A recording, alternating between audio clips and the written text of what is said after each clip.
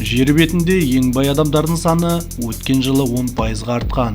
WealthX компаниясы жасаған зерттеу бойынша бақуатты тұлғалар саны 2,7 миллионға жетіп жығылған. Сәлем достар, пайдалы ақпарат арнасына қош келдіңіздер.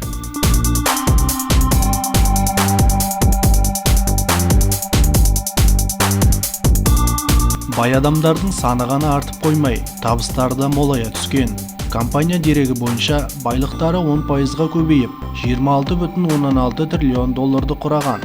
Бақуатты адамдар табысының артуына ірі орталық банктердегі түрлі өзгерістер оң әсерін тигізген. Ең бай адамдар саны бойынша ақш көш басында тұр. Одан кейінгі орында Қытай орналасқан. Жапония, Германия мен Францияда бай адамдар тұратын елдердің алдыңғы қатарында. Ең бай адамдардың көбі Нью-Йоркта тұрады. Одан кейін байлар мекендейтін қалалар қатарына Токио мен Гонконг орналасқан.